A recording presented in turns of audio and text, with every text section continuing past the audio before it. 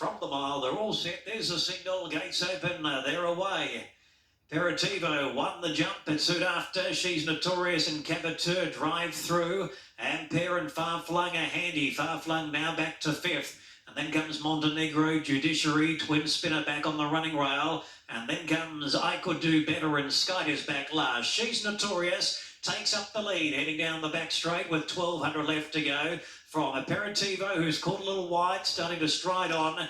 And back on the running rail is Caboteur. They were followed by Ampere in fourth, and they're being strung out 2 lengths to Far Flung Montenegro, 2.5 lengths to Judiciary, Twin Spinner. And then comes I Could Do Better and Sky is back last. But She's Notorious heads off the back for Bo Mertens. A length and a half trying to put a space on its nearest rival, Caboteur. A length and a half to Ampere, and then comes Aperitivo, who's back to fourth.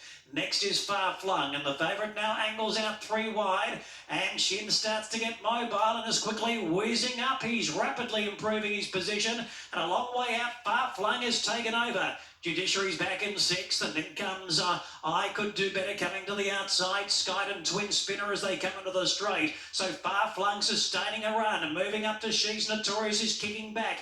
Ampere's on the running rail, running a race, and they're 2 lengths and Aperitivo, and then comes Caboteur. Far Flung, She's Notorious, Ampere is clawing back the margin. Ampere took over, and then comes Aperitivo down the outside.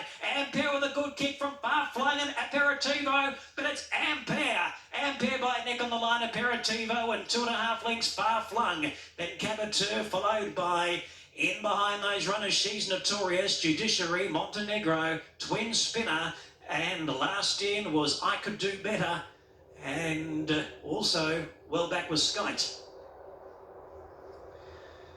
So Ampere,